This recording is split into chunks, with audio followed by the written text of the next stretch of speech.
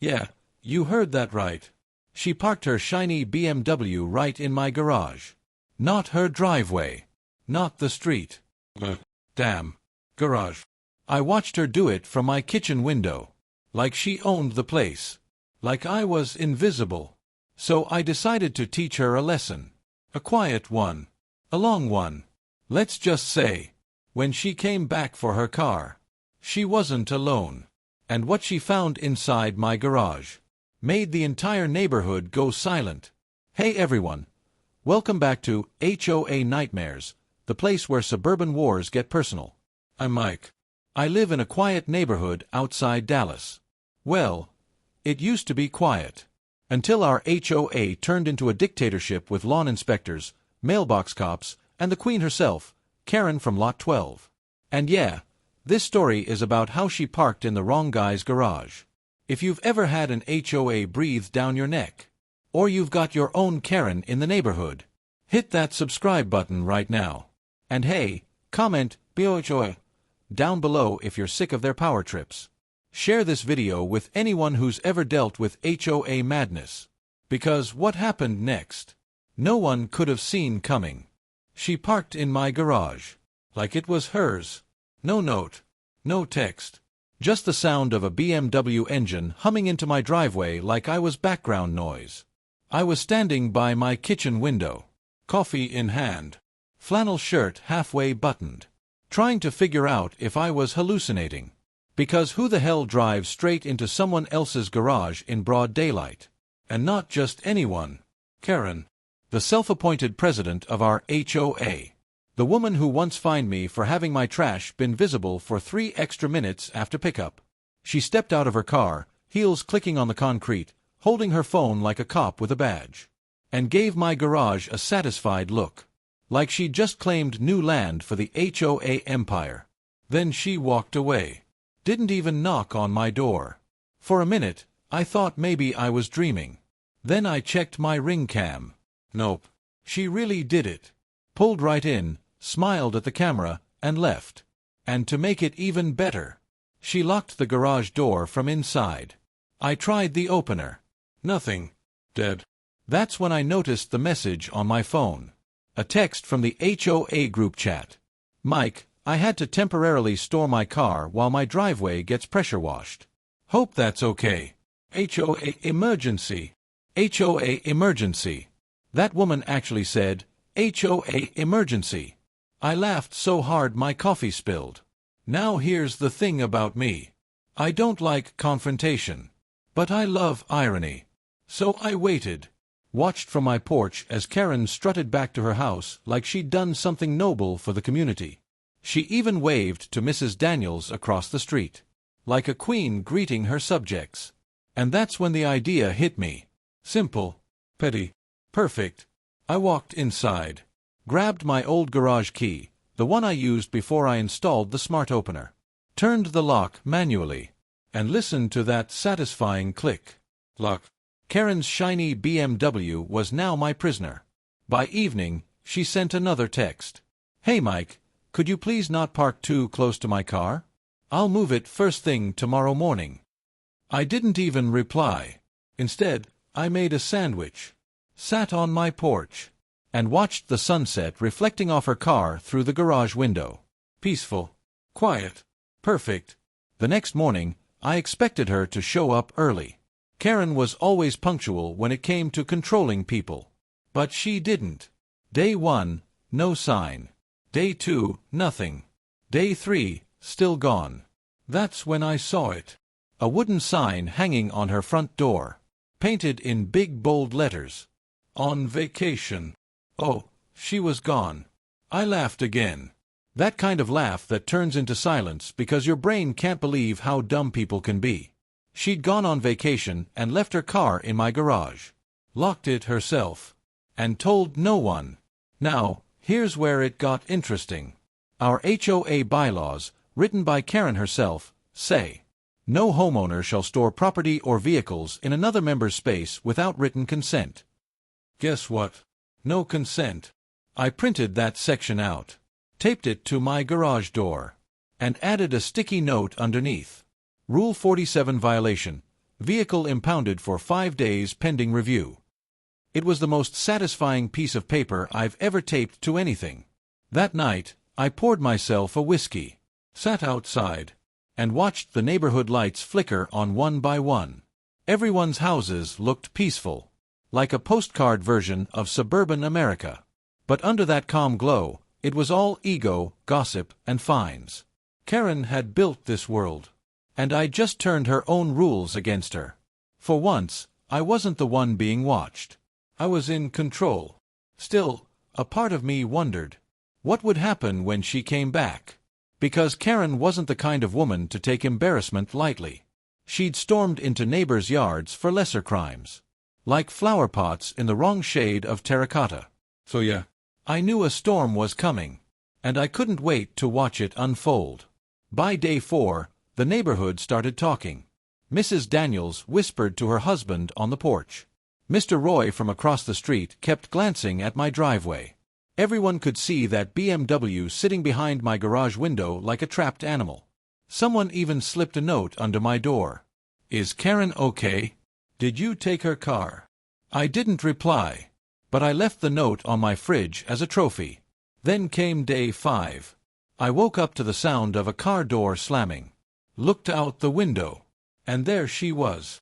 Karen, tanned, sunglasses on, holding her phone like a sword, storming toward my house. Her expression was half confusion, half fury. She stopped at the garage door, yanked the handle. Nothing. She shouted my name. "Mike, why is my garage locked?" I stepped outside slowly, coffee mug in hand. "Morning, Karen." She stomped toward me. "Open it." "No." I shrugged. "Can't. HOA rules. No unauthorized storage." Her face went red. She started yelling about property rights, emergency situations, board exceptions. All the usual HOA jargon she used when she was losing. And I just smiled. Because for once, the rulebook was on my side. By now, half the neighborhood had peeked out their windows. Phones out. Recording. Karen realized it too. She looked around, then at me. Her voice dropped. "Mike, please. I just need my car." I sipped my coffee. "Vacation, huh? Nice tan." She glared. But she didn't say anything else. Because she knew. If she made a scene, it'd end up on the HOA group chat. And for a woman like her, reputation was everything. I finally said, "I'll unlock it tonight, after the board reviews your violation."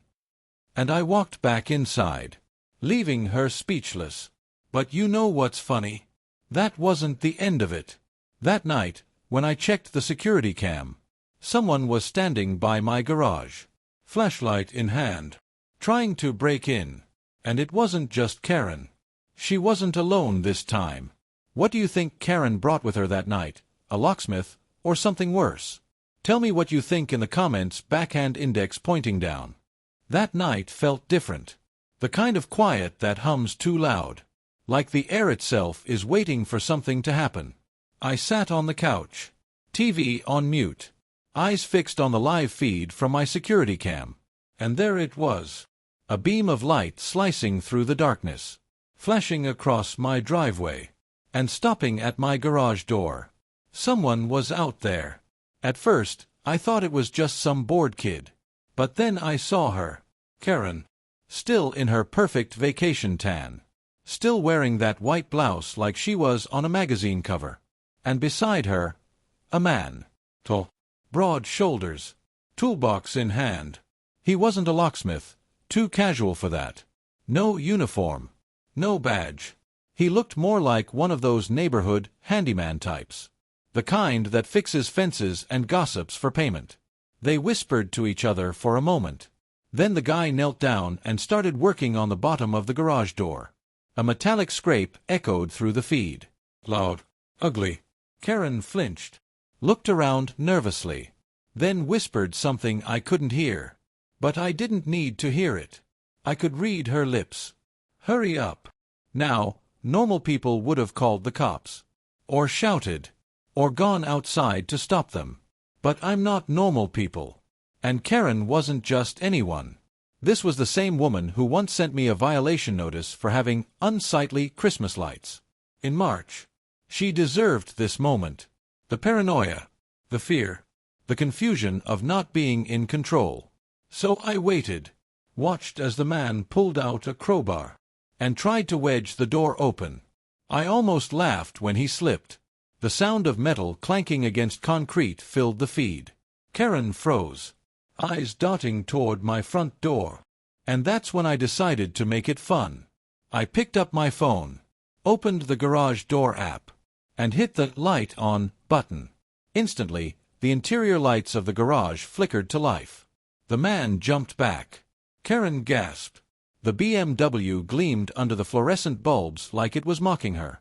I grabbed my phone and hit the speaker mic. "Working late, Karen?" Her face turned pale. The guy stepped back so fast he almost tripped. Karen looked straight at the camera lens, right into my eyes. And for the first time since I'd known her, she didn't look powerful. She looked scared. She stammered, "Mike, listen, this is all a misunderstanding." But I interrupted. "No need to explain. I'm just checking on my property. You know, HOA rules." Her mouth opened like she wanted to say something back. But nothing came out. Then the guy whispered something to her, probably, "Let's go." And they both hurried down the driveway into the dark. I sat back, grinning. It was poetic.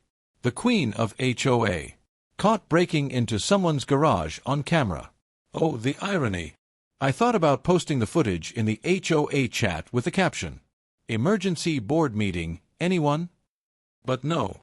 That would have been too easy. I wanted her to sweat. The next morning, I got a knock on the door. 2 knocks. Sharp and official. When I opened it, there stood Officer Jenkins, local sheriff's deputy. Nice guy. Used to live in the neighborhood before he got sick of HOA fines and moved out. He tipped his hat. "Morning, Mike. Got a weird complaint about a car situation." I smiled. "Oh yeah. Karen's car's been enjoying a 5-day staycation in my garage." He chuckled, then looked down at his clipboard. "Thing is, she's claiming it's stolen." I couldn't help it. I laughed out loud. "Stolen? She parked it here herself." Jenkins nodded. "That's what your camera says. I've seen the footage. Trust me, between you and me, I'd love to fine her myself for false reporting." He leaned closer. "But I gotta do my job. Mind if I take a look?" I opened the garage for him. The BMW sat there perfectly clean, like it hadn't moved an inch. A silent trophy. Jenkins whistled. "Nice ride. Shame it belongs to the most annoying woman in the county." I laughed. "Tell me about it." He snapped a few photos, then shook his head. "Mike, legally speaking, you're fine. You didn't touch it, didn't damage it. She's just embarrassed." Then he grinned. "Between us, keep it one more day. Let her sweat." That line stuck with me all day. So that's what I did. Day 6. Karen avoided eye contact whenever I walked by. But I could feel the heat of her glare from across the street. She'd lost her power. And she knew it. The gossip spread faster than wildfire. People pretended not to know. But every conversation on the block started with, "Did you hear about Karen's car?" And every time she passed by, someone smirked. Her perfect suburban kingdom was cracking. And I hadn't said a single word. By evening, I was sitting on the porch again, sipping coffee, when I saw her front door open. Karen stepped out. No phone. No clipboard. Just her, walking across the street toward me. For a moment, I thought she was going to apologize. Or at least fake it. But she stopped at the sidewalk, arms crossed, and said quietly, "You think you've won, don't you?" I shrugged. I didn't know it was a competition. She smiled. That eerie, HOA smile that hides a knife behind every word. "Oh, it is now." Then she turned and walked away. That night, I couldn't shake the feeling. Something about her tone. Her calmness. It wasn't defeat. It was strategy. I checked the cameras again before going to bed. All clear. But when I woke up the next morning, the garage door was open. The car was gone. And taped to the wall was a note written in perfect cursive. See you at the next board meeting. Question for the audience. If someone pulled that kind of stunt on you, would you get even, or let karma do the work? Comment below. I really want to see how you'd handle it. Backhand index pointing down. Movie camera image prompt for part 2, cinematic HOA competitor style. Nighttime suburban scene lit by streetlights and moonlight. A middle-aged woman, Karen, stands outside a closed beige garage door, holding a phone flashlight. Beside her is a tall man with a toolbox, crouched and trying to pry the door open. Inside the garage, a faint glow from overhead lights reveals a black BMW. The reflection of a male homeowner's face appears faintly on the garage window, watching them through the camera. The mood is suspenseful yet comedic, bright cinematic contrast with suburban realism, clean, emotional, slightly dramatic lighting. Add a subtle sense of irony, as if the characters are caught mid-act in a high-quality Netflix suburban drama. The garage was empty. The silence hit harder than I expected. No BMW. No tire marks. Just the faint smell of her expensive perfume lingering in the air. And that note, still flapping slightly from the vent breeze. See you at the next board meeting. I stood there for a while, barefoot, coffee mug in hand, trying to figure out how the hell she got in. There was no sign of damage. No forced entry. Nothing on the cameras either. She was smart. I'll give her that. Smarter than I'd thought. I walked back to the house. The morning light cutting across the kitchen floor. And it hit me. The next board meeting was tomorrow. So that's what this was about. Revenge. Public, organized, HOA-style revenge. And if I knew Karen, and I did, she wasn't just planning to embarrass me. She was planning to ruin me. I spent the rest of the day trying to shake it off. Mowed the lawn. Fixed a loose fence board.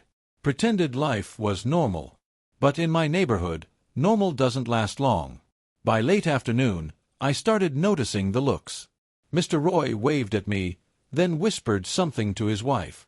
Mrs. Daniels avoided eye contact altogether. And when I went to get the mail, there it was. An envelope. No return address. Just one word printed neatly on the front. Violation. I sighed. Walked inside. Tore it open. Inside was a printed photo, taken from a weird angle, of my house. Specifically my porch light. And in red ink, across the bottom, it read, Non-standard bulb color. HOA Rule 14 violation. I actually laughed out loud. Of course. Of course she'd start with something that stupid. I could almost hear her voice in my head. Uniformity maintains property value, Mike. Yeah, sure. Because nothing says luxury living like matching porch lights and broken souls. I crumpled the paper, tossed it in the trash. But then another notification hit my phone. HOA group chat, emergency board meeting tomorrow, attendance required. Required. The word pulsed on the screen like a threat. That night, I didn't sleep much. Every time I closed my eyes, I imagined Karen sitting there. Perfect hair, smug smile. Reading out my infractions in front of the whole neighborhood. I thought about skipping the meeting. But that would mean letting her win. And I wasn't done yet. The next evening, I showed up at the community center. You could smell the coffee and tension before even walking in. Karen was already there. At the head of the table, of course. Wearing a white blazer like she was running for Congress. She smiled when she saw me. That slow, fake smile people practice in mirrors before they ruin your day. Mike, she said sweetly. So glad you could make it.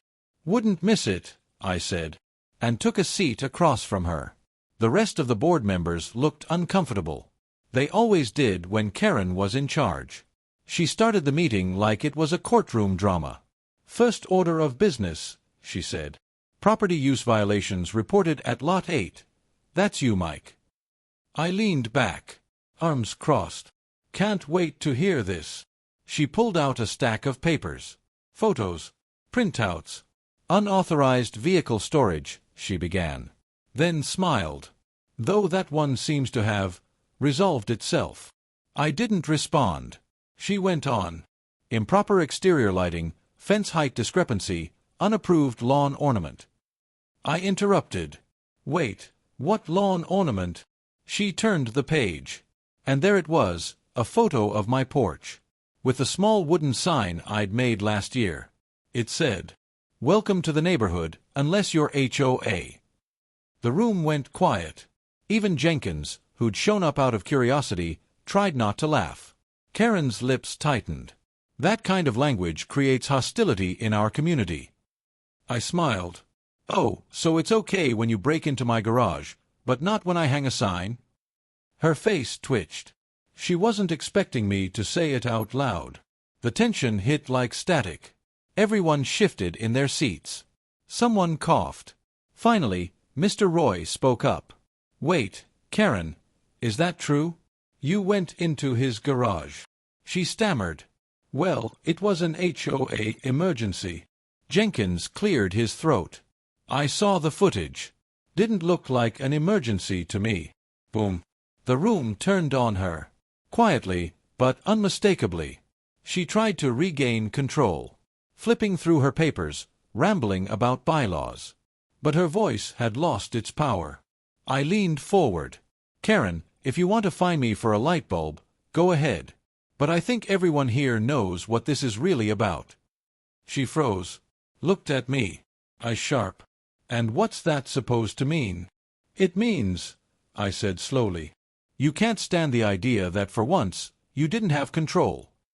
The silence that followed was long and sweet. Then, one by one, people started murmuring. Mr. Roy said maybe it was time for a new board president. Mrs. Daniels nodded. Karen's smile cracked. The meeting ended early. No votes were taken. But the damage was done.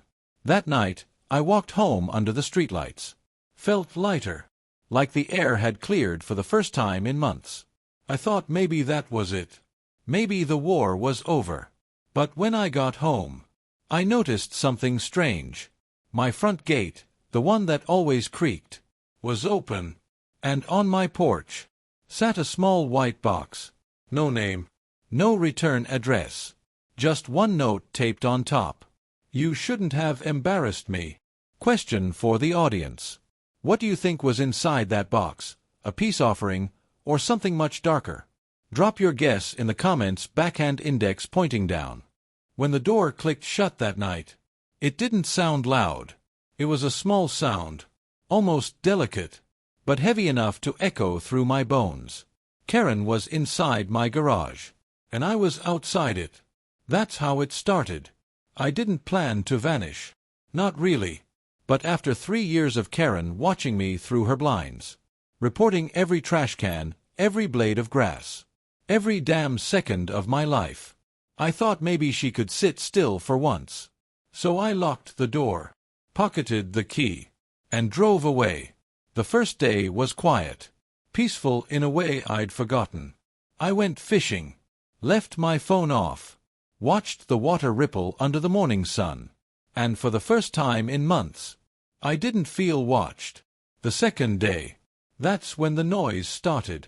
My neighbor, Old Man Reynolds, called my brother in town. He said my garage light had been flickering all night, and that he'd heard banging coming from inside. He thought maybe I was working late, or maybe I'd finally snapped. The HOA sent their first email that morning. Subject line, garage light violation, possible emergency. They CC'd everyone, even Karen. The irony was delicious. By day 3, the street had turned into a full-blown circus. HOA board members pacing on my driveway, phones in hand, muttering about liability and protocol. A few neighbors stood in their yards pretending to trim hedges, but really just staring. And inside my garage, Karen must have been losing her mind. She'd been there nearly 48 hours. No food, no phone, just her, and the sound of her own self-importance echoing off my walls. I'd left her water. I'm not cruel, But I'd also left something else. A giant stack of HOA violation letters. The ones she wrote me over the past year. Taped neatly on the inside wall like wallpaper. Every single one of them. Trash cans visible past 9 a.m. Unapproved lawn gnome. Vehicle parked too close to curb. All signed, Karen, HOA Compliance Officer. When I pictured her sitting there, reading her own words, I couldn't help but smile. Maybe she'd finally realize what it felt like to be trapped by rules. On the fourth day, the HOA president showed up in person. Tall guy, cheap suit. The kind of man who says community values like it's a threat. He knocked on my door. But I wasn't home. My cameras caught everything though. Him pacing. Him whispering to the other board members. Him finally bending down to peek under the garage door window. He must have seen her shadow, because his face changed instantly. He straightened up, snapped at the others, and suddenly they all panicked. The next few hours looked like a suburban episode of CSI. Police cruisers, an ambulance, neighbors pretending not to film from their windows.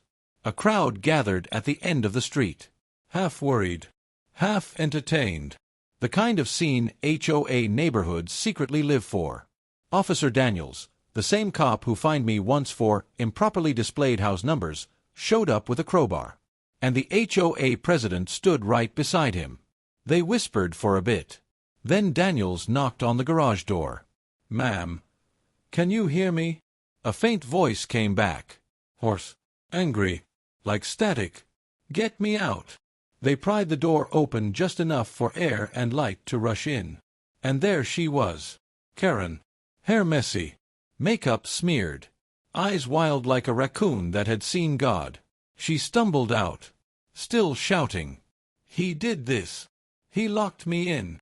He—" Her voice cracked before she could finish. The board rushed to her side. Wrapped her in a blanket like some suburban survivor story. The neighbors gasped. Some pretended to cry. Others whispered, "I knew he was weird." Officer Daniels looked at my front porch camera, the red light blinking, and shook his head. When I came back on day 5, my street looked like a movie set after the finale. Yellow tape across my driveway. News vans parked near the cul-de-sac. And Karen sitting on her porch, wrapped in a hoodie that said, HOA Strong. The sight almost made me laugh. Almost. Daniels pulled up beside me before I even got out of my car. "Tom," he said, "we need to talk." I told him sure. But he might want to talk to the people who trespassed on my property first. He didn't smile. He said Karen claimed I'd trapped her deliberately. That I'd left town knowing she was in there. I said, "Did she mention why she was in my garage to begin with?" He blinked. "She said she was investigating an HOA violation," he replied. "Which one?" I asked. He looked down at his notebook, and then back at me. "Garage clutter." That's when I actually laughed out loud. Clutter. She broke into my property to inspect clutter. I asked him if that sounded like something a sane person would do. He didn't answer. But he didn't arrest me either. Instead, he sighed and said, "Just lay low, Tom. They're making this political now." By evening, the neighborhood was split in two. Half thought I was a monster. The other half thought I was a hero. Either way, the HOA wasn't letting it go. They scheduled an emergency board meeting for the next morning. And guess who was attending remotely from her couch? Karen. I watched the meeting live online. They spoke like generals planning a war. Community trust has been broken. We must restore order. Tom Dalton must face suspension of homeowner privileges. They voted unanimously. Karen smirked from her camera feed. Her hair brushed. Her voice steady again. She said, "This isn't personal. It's about maintaining standards." I almost threw my coffee at the screen. So that's how the game shifted again. She went from trespasser to victim to hero, and I went from neighbor to public enemy number one. But what they didn't know was that while I was laying low, I was also getting ready. Because if Karen thought 5 days in my garage was bad, she hadn't seen what I could do when I stopped playing nice. And that's where things truly started to spiral. The HOA didn't just come after me. They came after everything I owned. But before I tell you how that ended, let me ask you this. If your HOA president broke into your garage, would you've just let her go free? Or would you've locked the door too? It started with the porch light. Always does. That stupid bulb, the one she fined me for, started flickering again around midnight. I remember because I was sitting on the couch, half asleep, watching the muted glow dance across the living room wall like some kind of warning. I thought maybe it was a wiring issue. Maybe I should finally replace it. But then I saw something else. A shadow moving past the window. Slow. Careful. And I realized the motion sensor hadn't gone off. My stomach tightened. I killed the TV. Waited. Silence. Then, a soft metallic sound. Someone trying the front gate. It squeaked once, the same way it always does. Then stopped. I stood up, barefoot. Heart pounding in that quiet, rhythmic way that makes you feel like your ribs might break. I didn't move toward the door. Just watched. Listening. Then came the knock. 3 slow taps. I didn't answer. A voice followed. Calm. Smiling. Cold. Mike. You awake? Karen. I froze. What was she doing here at midnight? After everything that happened at the meeting? I peeked through the curtain. She was standing there. Hair perfect. White blazer glowing under the porch light like a ghost. One hand behind her back. Open the door, she said softly. I just want to talk. I didn't move. Then she sighed. Fine, she said. You can ignore me tonight, but the board doesn't sleep forever. And she turned, walked back toward her car. I waited until the tail lights faded before breathing again. Next morning, there was a new note taped to my mailbox. Front yard grass exceeds HOA length limits. Consider this your final warning. Final warning. For what? Breathing. That's when I knew it wasn't over. She was going to keep coming. Not with lawyers. Not with letters. With pressure. Little things. Psychological warfare. And I wasn't about to play defense anymore. I decided to fight back, quietly. First step, cameras. I installed new ones around the house. Hidden this time. High-angle shots. Motion alerts straight to my phone.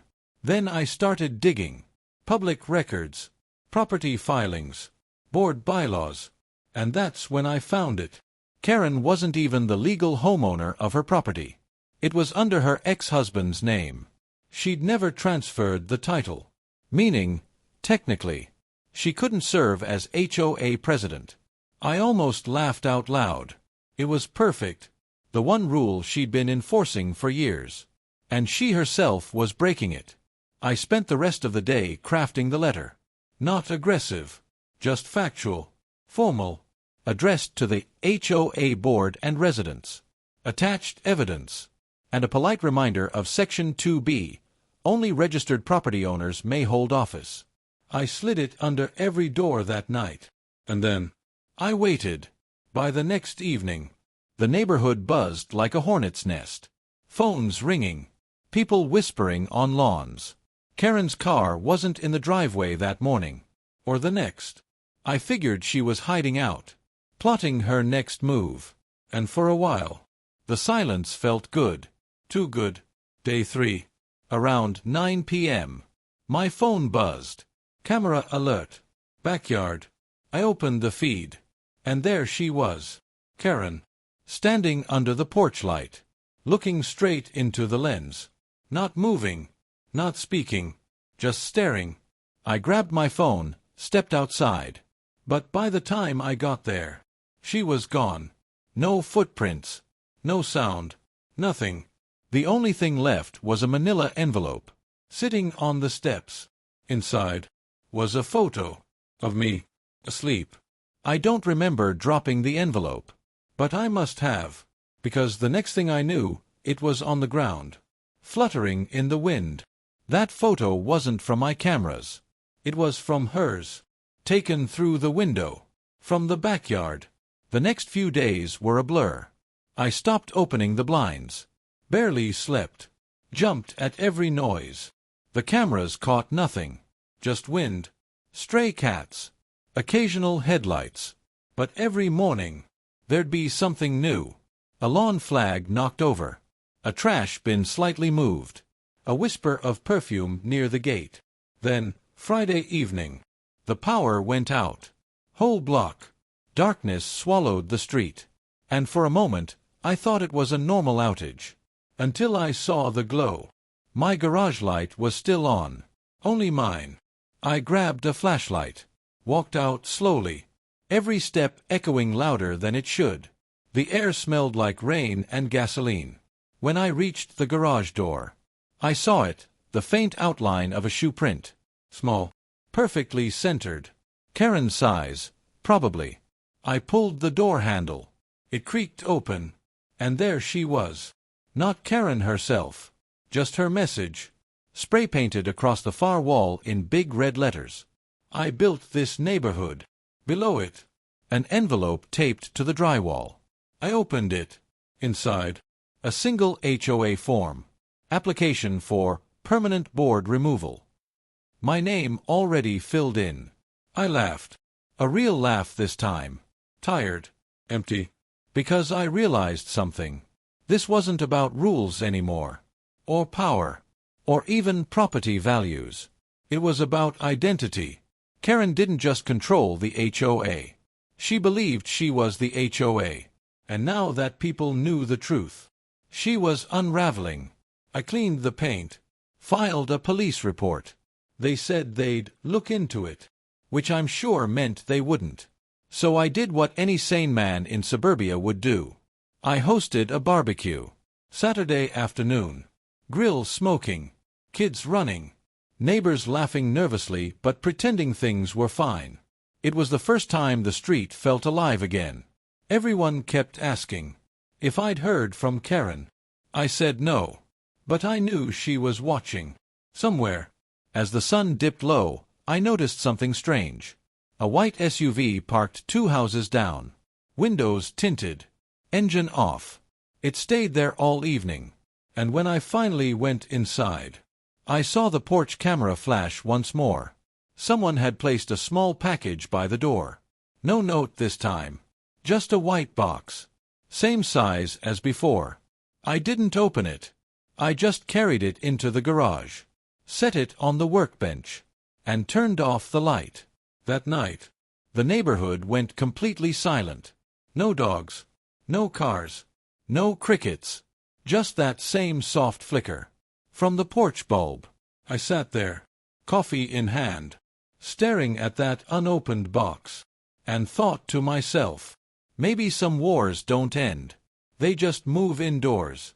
Question for viewers. If you were in my shoes, would you open that box, or leave it sealed forever? Let me know in the comments, backhand index pointing down.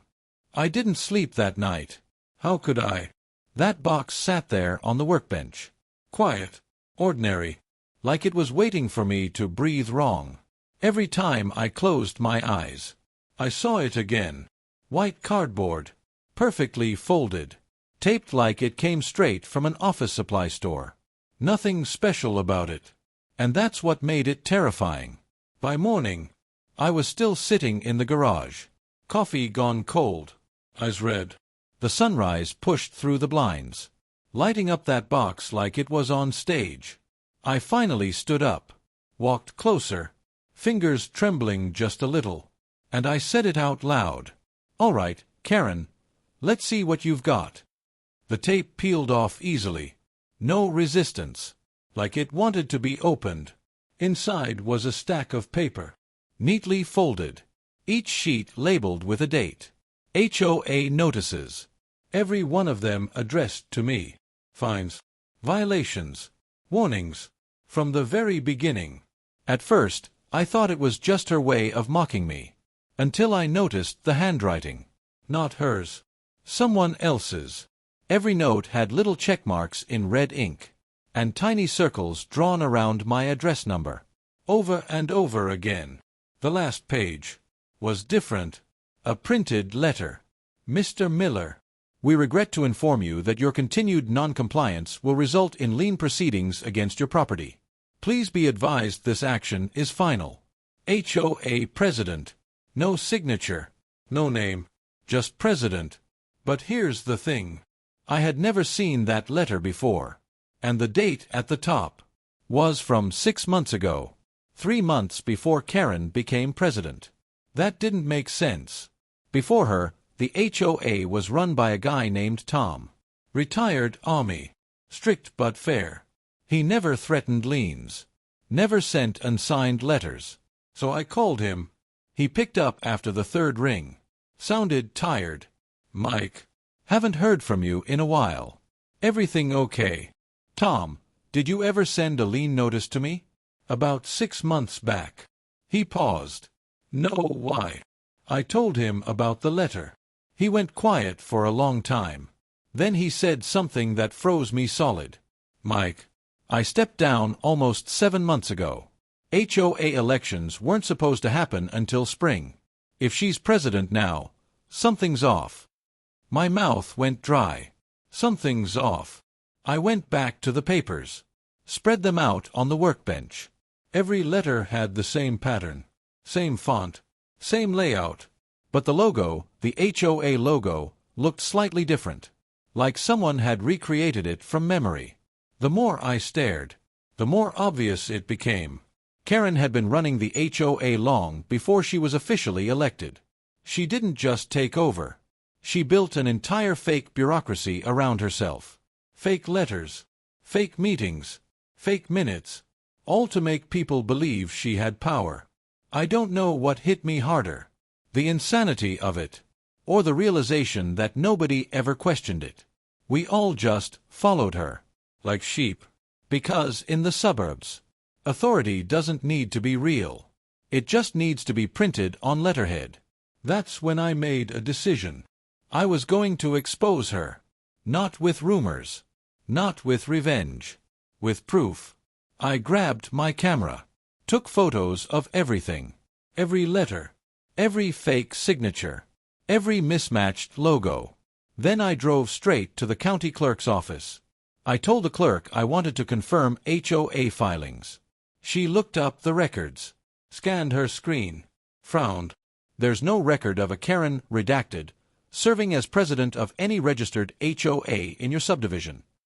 I smiled. By the time I got home, the white SUV was gone. But something else had appeared. A bright orange envelope taped to my front door. Inside was one sentence written in thick black marker. You shouldn't have gone digging. My hands started shaking. It wasn't fear. Not exactly. More like adrenaline and disbelief. Like watching a movie where you suddenly realize you're the target. I grabbed my phone to call the police. But stopped halfway. What would I even say? Hi, yes, my HOA president is possibly running an illegal shadow government. They'd laugh me off. So instead, I called my neighbor, Alan. He was one of the few people still talking to me after all this. When he answered, I asked, Hey, have you seen Karen lately? He chuckled nervously. She's been quiet. Though I swear I saw her car at your place last night. You sure you're okay, man? I looked out the window. The driveway was empty. The street quiet. Yeah, I lied. I'm fine. That night, I decided to set a trap. I left the box open in the garage. Camera aimed right at it. And the light slightly dimmed. Then I went inside. Sat by the monitor. Waiting. Hours passed. Nothing. Midnight came and went.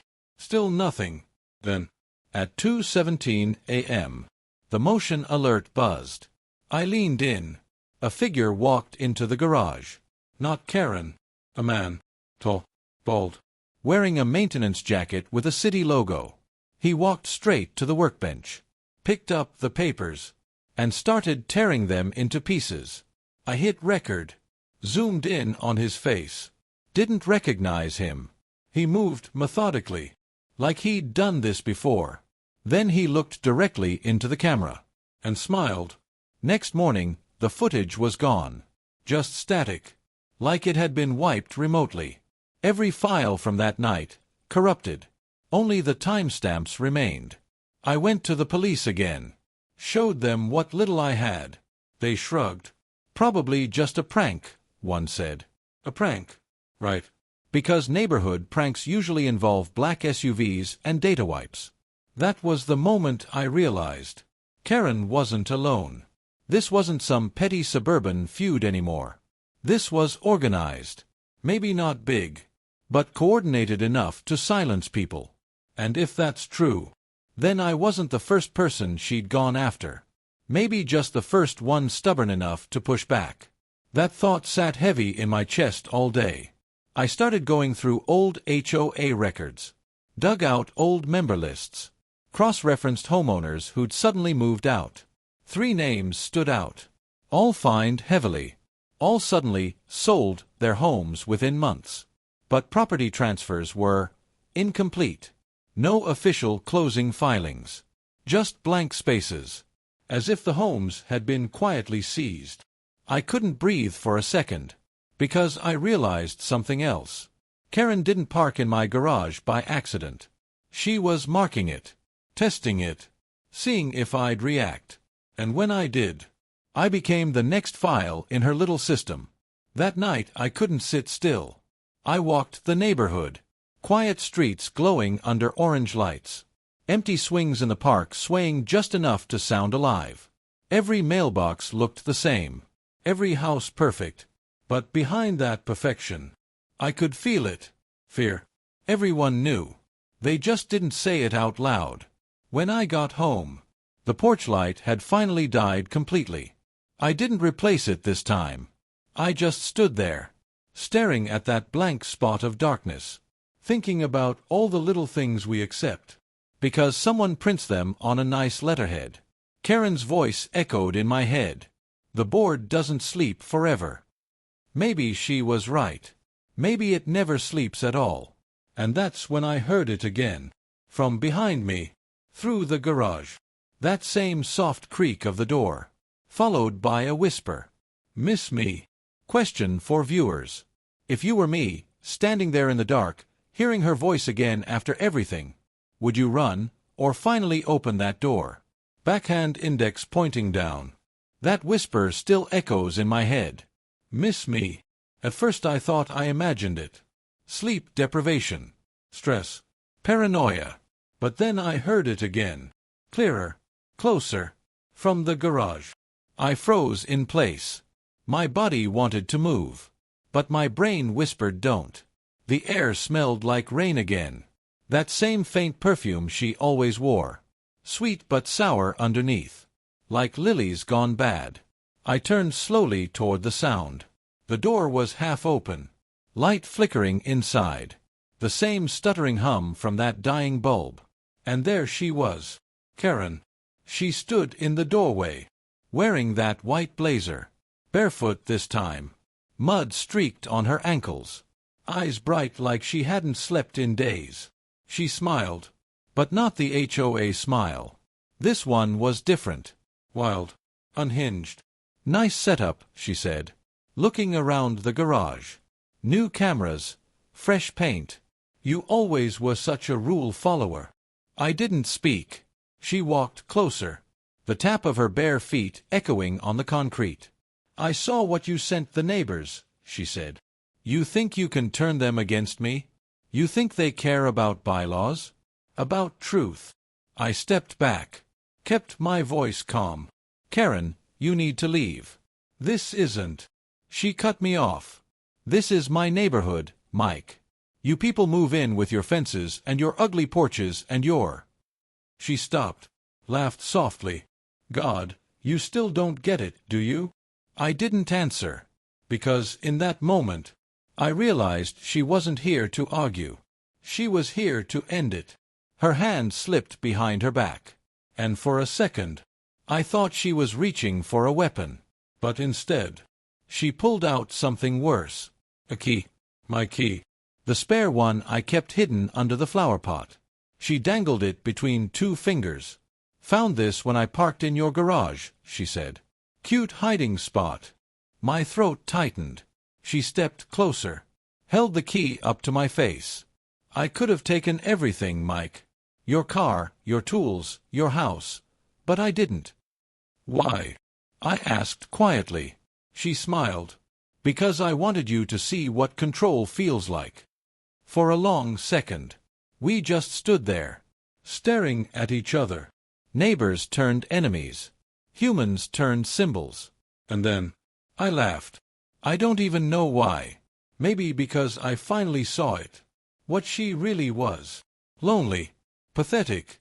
A self-appointed queen of a cardboard kingdom. I said, "You don't have control anymore, Karen." Her eyes twitched. And she whispered, "We'll see." Before I could blink, she threw the key at me and stormed out, the garage door slamming so hard the walls shook. By the time I ran outside, she was gone. Just tire tracks in the driveway, and the sound of a distant engine fading into the night. Next morning, I called the county again, told them everything, sent the letters, the recordings, even the corrupted files. This time, they listened.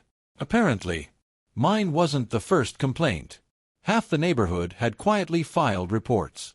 Missing funds, unauthorized fines, even fake inspections. Karen had been creating violations, charging residents, and pocketing the money through administrative fees.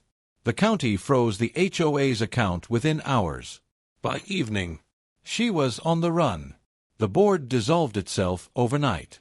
Neighbors came knocking on my door, apologizing, thanking, some even crying. For the first time in months, the street felt light again.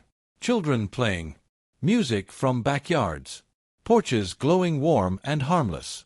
But deep down, I couldn't relax. Because people like Karen don't just disappear. They linger, like oil stains on concrete. 2 days later, I packed a small bag, left a note on the counter. Out for a few days. Need air. No one asked where I was going. I didn't tell them. I drove out of town, past the hills, past the suburbs, until I found a quiet cabin near the lake. No HOA, no neighbors, just silence. The first night there, I sat on the porch, coffee in hand, watching the reflection of the moon on the water. It felt strange, like my mind didn't know how to process peace anymore. Every sound still made me flinch. Every light flicker still made my heart jump. I told myself I'd stay for 5 days. No phone, no email, no HOA, just air. Day 1 was calm. Day 2 even better. But on day 3, I noticed something. Across the lake, a white SUV parked near the trees. Didn't move all day. Day 4, it was still there. And that night, when I went to lock the cabin door, I found a small envelope on the porch. No footprints, no sound, just an envelope, with my name on it. Inside was a note, typed. No handwriting this time. You can leave the neighborhood, Mike. But the HOA never leaves you. No signature, just those same initials stamped at the bottom. HOA. I don't know how long I sat there, staring at that piece of paper, trying to figure out if it was real, or if my brain had finally cracked. Because the road up here wasn't easy. No one knew where I was. No one except Karen. I didn't sleep that night. Every creak of the floor sounded like footsteps. Every gust of wind against the window felt deliberate. Around 3 a.m., I heard something outside. Not close, just faint, splashing, like someone wading through the shallow water near the dock. I walked to the window, and there it was, a shape, standing in the lake, ankle deep, a woman, hair dripping, white blazer clinging to her arms, just standing there, looking straight at me. I blinked, and she was gone. No ripple, no sound, just still water. When morning came, I packed up my bag, locked the cabin, and left without looking back. I didn't tell anyone what I saw. Didn't tell the police. Didn't even tell Alan. Some things you just don't explain. When I got home, the neighborhood looked normal again. Freshly mowed lawns. New HOA flyers. Different faces on the board. They said Karen's house had been sold. Someone else moved in. But I never saw them. And every once in a while, late at night, I still see that white SUV, parked down the street. Engine off. Windows dark. Like it's waiting. Maybe she's gone. Maybe she's not. But I learned something in all this. HOAs aren't about houses. They're about people who think they can own peace. And once they taste that power, they never really let go. It's been 5 days since I got back. 5 quiet nights. And just like before, I find myself sitting on the porch, coffee mug in hand, watching that same flickering light, thinking about everything that happened. Karen, the box, the lies, the lake. And for a moment, I almost believe it's over. Then, I hear it again. A knock on the door. 3 slow taps. Question for viewers. If you were me, would you open the door, or vanish for another 5 days? Backhand index pointing down.